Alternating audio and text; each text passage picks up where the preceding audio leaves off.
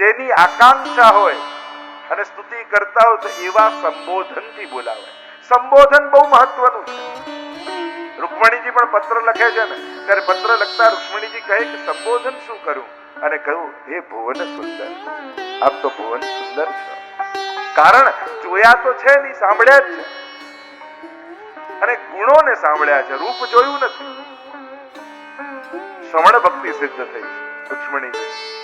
અહીંયા સંબોધન કર્યું હે સુરતનાથ, હે પ્રેમ કે નાથ. પ્રેમના દાતા કેવલ ઈશ્વર છે. જેમ પ્રેમનો કોઈ દેવતા હોય ને, કે પ્રેમ એક મંત્ર છે અને દરેક મંત્રનો એક દેવતા હોય, તો પ્રેમ રૂપી 2 અક્ષરનો કોઈ દેવતા હોય તો એ કૃષ્ણ છે. પ્રેમ હરિ કો રૂપ है, ત્યો હરિ પ્રેમ સ્વરૂપ. એક હોય દ્વે યો લસે, જો સૂરજ અરુધુ. પ્રેમ અને કૃષ્ણમાં ફરક કેટલો? સૂર્ય અને એના કિરણોમાં જેટલો ફરક હોય એટલો જ કૃષ્ણ અને પ્રેમમાં ફરક. પ્રેમ પ્રગટ્યો એટલે સમજો કૃષ્ણ પ્રગટ થયો. આ સાક્ષાત પ્રેમની મૂર્તિ એ કૃષ્ણ છે. આ જગતમાં સાચા પ્રેમના દાતા અને સાચો પ્રેમ શીખવાડનાર કોઈ હોય તો એ કૃષ્ણ છે. અને ઘણી બધી એની ચર્ચાઓ છે, અનેક પ્રકારની ચર્ચા શાસ્ત્રોમાં. ઈશ્વર પ્રેમ રૂપ છે, કૃષ્ણ પ્રેમ રૂપ છે એમ કરીને થઈ. કૃષ્ણ માટે આ 3 તત્વોની બહુ વિશેષ રૂપે ચર્ચા થઈ છે. એક આનંદ રૂપ કૃષ્ણની, એક પ્રેમ રૂપ કૃષ્ણની, અને ત્રીજા જ્ઞાન રૂપ કૃષ્ણની. આ ત્રણેયની ચર્ચા છે. તો અહીંયા પ્રેમ રૂપ કૃષ્ણની ઉપાસનાની આપણે ચર્ચા કરી રહ્યા છે. રાસ પંચાધ્યાયી એક એવો યજ્ઞ છે જેનો દેવતા પ્રેમ રૂપી કૃષ્ણ છે, અને એમાં ગોપીઓ પોતાના પ્રેમની આહુતિ આપી. આ 2 અક્ષરનો એવો મંત્ર છે, એટલે જ આ 2 અક્ષર જલ્દી સમજાય, કઠિન છે સમજવા. જેમ બ્રહ્મ, પ્રેમ, કૃષ્ણ, આ બધા અમુક બધા અક્ષરો, અમુક શબ્દો સમજવા બહુ કઠિન. 2 અક્ષર જે આવે, લગ્ન, આ બધા સમજાવવા કઠિન. અમુક 2 અક્ષરો છે ને, એ જીવન નીકળી જાય પણ માણસને સમજમાં ના આવે. ઘણા કે ને ક્યારે કર્યા એ ખબર છે પણ કેમ કર્યા એ આદત નથી આવતી. કૃષ્ણને સમજવો કઠિન છે, પ્રેમને સમજવો કઠિન છે. અહીંયા ગોપીજનો કહે છે હે સુરતનાથ, પ્રેમના દાતા, વરદ, હે વરદાન આપતા. આપ તો દાતા છો, પછી કેમ કંજૂસ થઈ રહ્યા છો? આપના તો નામમાં જ દ નંદ નંદન, કેટલી વાર દ આવે. આપે તો આપવું જોઈએ ને આપ કેવા ન આગળ જોડીને ના કરી રહ્યા છે. સાહિત્યમાં તો અનેક પ્રકારની ચર્ચાઓ. ગોપીજનો કહે છે આપની આ દ્રષ્ટિ અમારો વધ કરે. એમ તો પ્રભુની દ્રષ્ટિમાં અમૃત છે, 4 પ્રકારના અમૃત બિરાજે. પ્રભુના નેત્રોમાં જુઓ ને 4 રંગ દેખાય. શ્વેત આંખો, કાળી કીકી, લાલા ખૂણા અને પીળા પાછળના ખૂણા. આમ 4 રંગ દેખાય પ્રભુમાં. આપણે હોળી ખેલમાં 4 રંગ હોય ને, ચોવા, ચંદન, અબીર અને ગુલાલ. આ 4 યુથના રંગ છે, જે ગોપીજનોના યુથ છે. એટલે તો આપણે ત્યાં ગુંજામાળામાં પણ આ 4 રંગ હોય ને, કાળો હોય, શ્વેત હોય, લાલ હોય અને પીળો દોરો હોય. આપણે ત્યાં 4 યુથના રંગ કહેવાય. એટલે ચોવા, ચંદન, અબીર અને ગુલાલથી ઠાકોરજી ખેલે છે. કારણ કે ચોવા એ શ્યામ, એ યમુનાજીના ભાવથી, લાલ એ લલિતાજીના ભાવથી, શ્વેત એ ચંદ્રાવલીજીના ભાવથી, અને પીત ચંદન એ સ્વામીજીના ભાવથી. તો આ 4 રંગ ઠાકોરજીની દ્રષ્ટિમાં છે. એટલે કે આ 4 પ્રકારના ભાવ જ્યારે તમે દર્શન કરવા જાઓ અને પ્રભુ તમારા તરફ દ્રષ્ટિ કરે, તો એ દ્રષ્ટિ માત્રથી 4 યુથના ભાવનું દાન તમને કરે. તામસ, રાજસ, સાત્વિક અને નિર્ગુણ, આ 4 ભાવ પણ કયા છે? એટલે કે પ્રભુ દ્રષ્ટિ માત્રથી ભાવનું દાન કરનારા. ઘણી વાર લોકો એમ કહે લો હવેલીમાં જઈને દર્શન જ મળવાના, બીજું શું? તો ભગવત દર્શન એ કોઈ સાધારણ વસ્તુ નથી, એને કોઈ નાની વસ્તુ ન માનતા. લોકો અનંત જન્મોના તપ કર્યા પછી પણ જે પ્રભુની ઝાંખી લેશ માત્ર કરી શકતા નથી, એના પ્રગટ આંખે દર્શન કરવા એને નાનું નહીં માનવું. ઘણા લોકોને એમ થાય અરે ત્યાં સેવા તો મળવાની, દર્શન જ મળવાના, જઈને શું કરવાનું? અરે તને ઠાકોરજી દેખાય કે ન દેખાય, પણ એ તને જોવાનો છે એ ભૂલતો નહીં.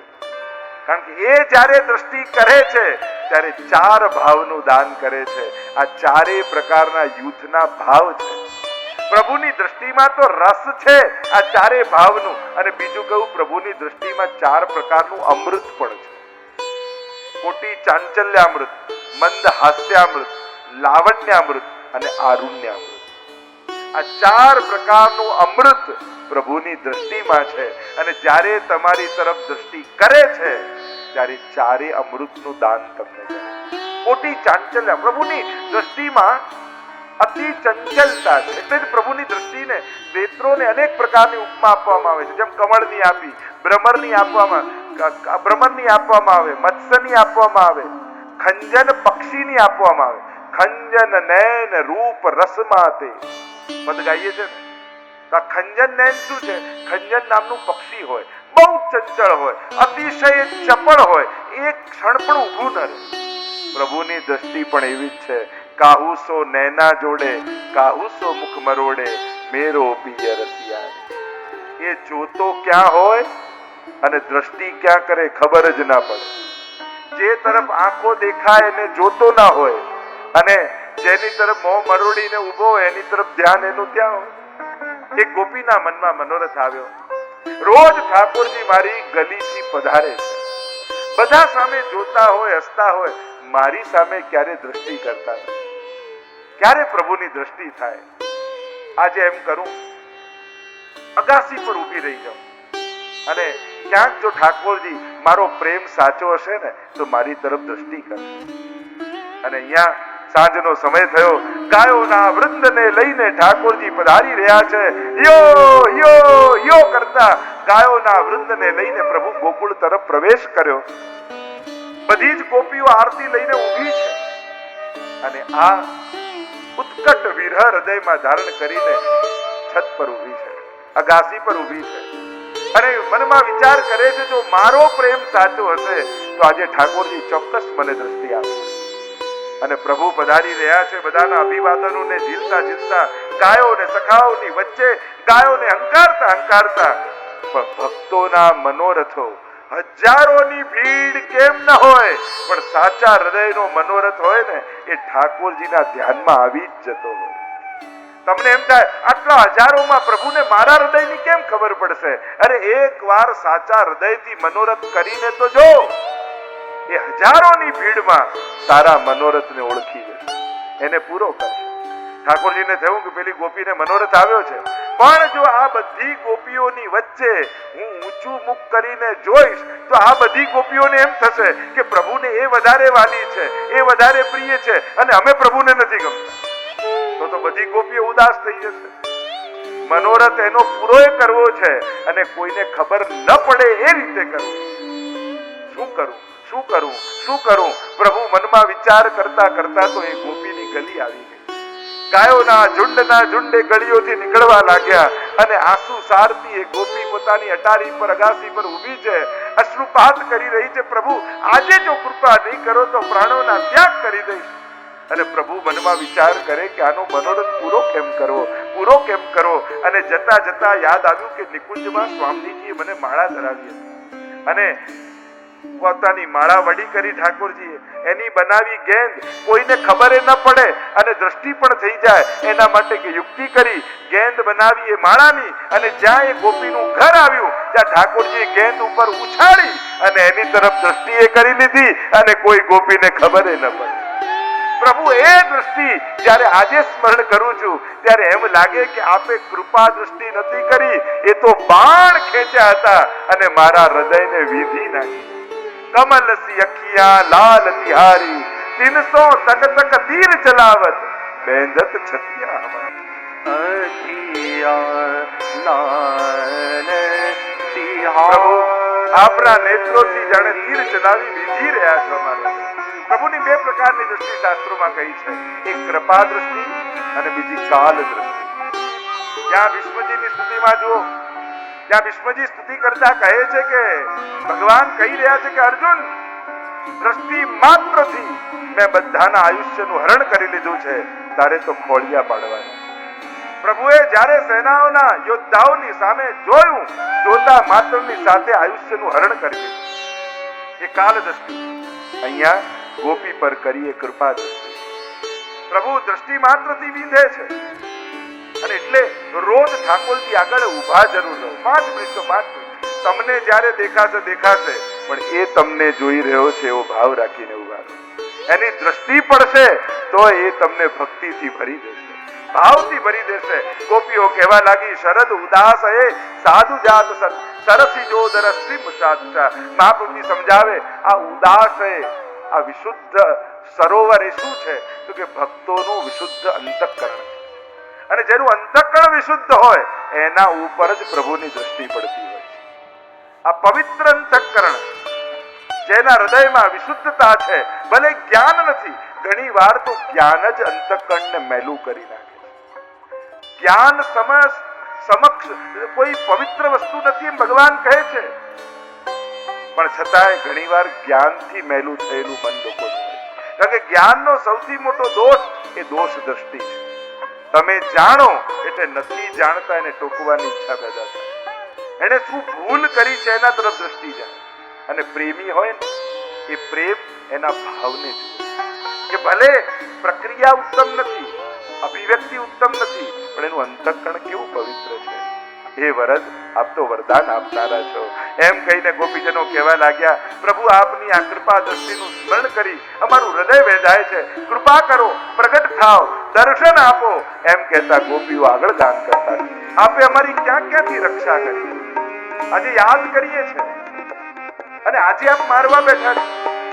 જો મારવા જતા તો એક સમય મરવા કેમ ન દીધા?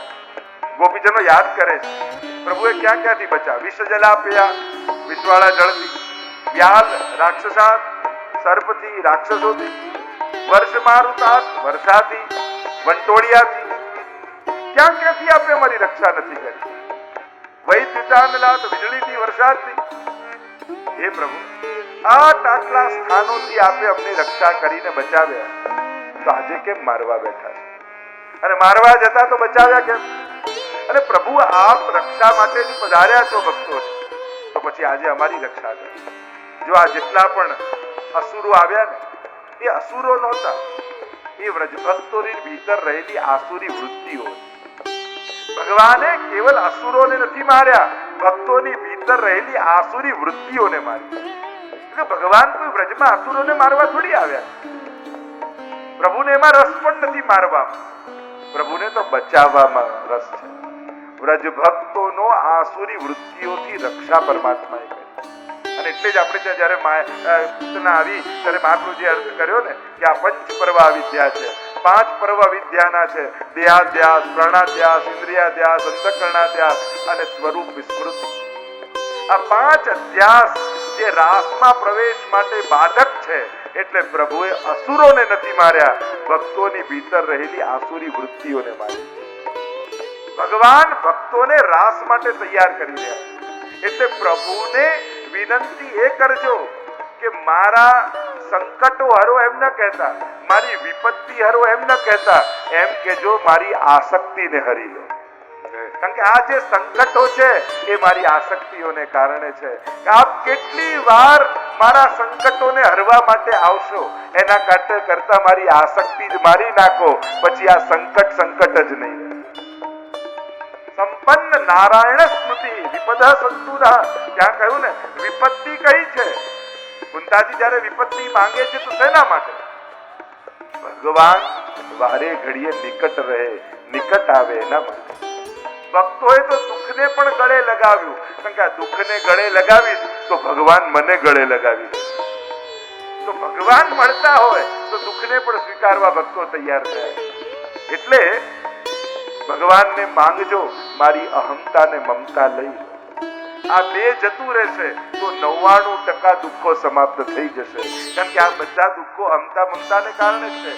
દુઃખોને કારણે હું દુઃખી નથી, મારી આસક્તિને કારણે હું દુઃખી, મારી મમતાને કારણે હું દુઃખી છું. પ્રભુ પાસે ઈલાજ જ કરાવવો હોય ને તો જડ મૂળથી જ રોગ દૂર કરી. પ્રભુ આપે આ બધી જગ્યાઓથી મારી રક્ષા. એક ઘટનાઓને જોવા જઈએ તો પ્રભુએ ક્યાંક વિષ જલ આપ્યા, આ કાલીએ નાગથી બચાવે. આ કોણ છે? તો કે ઇન્દ્રિયાધ્યાસ, ઇન્દ્રિયોનો નિગ્રહ. આ સમસ્ત ઇન્દ્રિયો પ્રભુમાં લાગી જાય, એનો વિનિયોગ. આપણે ત્યાં નિગ્રહ કરતા પણ વિનિયોગ વિશેષ છે. આપણે નિગ્રહ કરે તો યોગીઓ, વિનિયોગ કરે ભક્તો. કાંઈ જોવું નથી અને આંખ બંધ કરીને બેસી જાય એ યોગી. અને ભગવાનને આનાથી જોવા છે. આ નેત્રોનો વિનિયોગ ભગવાનમાં કરે એટલે કે જે ઇન્દ્રિયોથી ભગવાનનો ભોગ કરે એ જ ભક્ત છે. તો આ બધા સ્થાનોથી આપે અમારી રક્ષા કરી, તો હવે કેમ મરવા દે બેઠા છો? હવે કેમ મારવા બેઠા છો? અમારી રક્ષા કરો પ્રભુ. અમે આપને જાણીએ છે, આપ કેવલ કોઈ સાધારણ નંદ યશોદાના પુત્ર નથી, આપ તો ત્રિલોકના નાથ છો. એમ કહેતા ગોપીઓ આગળ ગાન કરતા.